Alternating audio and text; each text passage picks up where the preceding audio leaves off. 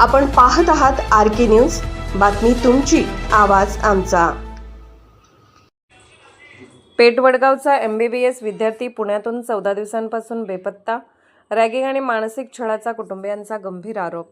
कोल्हापूर जिल्ह्यातील पेठ वडगाव येथील तन्मय अजयकुमार वंगे व 19 हा पुण्यातील एका मेडिकल कॉलेजमध्ये प्रथम वर्ष MBBSचे शिक्षण घेत असून तो गेल्या 14 दिवसांपासून बेपत्ता असल्याने खळबळ उडाली आहे। या प्रकरणाची नोंद पुण्यातील खराडी पोलीस ठाण्यात करण्यात आली असून रॅगिंग आणि मानसिक छळामुळे तन्मय बेपत्ता झाल्याचा गंभीर आरोप त्यांच्या कुटुंबियांनी केला आहे। तन्मयच्या वडिलांच्या म्हणण्यानुसार कॉलेजमधील काही विद्यार्थ्यांकडून त्याचा सातत्याने मानसिक छळ केला जात होता। ग्रामीण भागातून आल्यामुळे त्याला कमी लेखणे, अपमानास्पद टिप्पणी करणे तसेच अयोग्य आणि जाचक स्वरूपाची कामे करण्यास भाग पाडले जात होते। अभ्यासासाठी घेतलेल्या मदतीचाही गैरफायदा घेत त्याच्यावर मानसिक दबाव निर्माण करण्यात येत होता। परीक्षा संपल्यानंतर कॉलेज प्रशासनाकडे अधिकृत तक्रार करण्याचा निर्णय कुटुंबियांनी घेतला होता। मात्र मानसिक तणाव असह्य झाल्याने 18 जुलै रोजी सायंकाळी तन्मयने आपल्या मित्राला काकांकडे जातो असे सांगून हॉस्टेलमधून बाहेर पडला।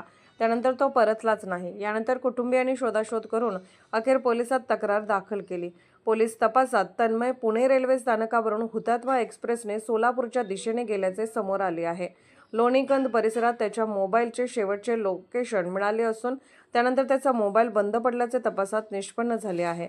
दरम्यान कॉलेज प्रशासनाने तात्काळ चौकशी सुरू केली नसल्याची आणि अँटी रॅगिंग समितीच्या चौकशीबाबत कोणतीही अधिकृत माहिती दिली नसल्याचा दावा तन्मयच्या पालकांनी केला आहे।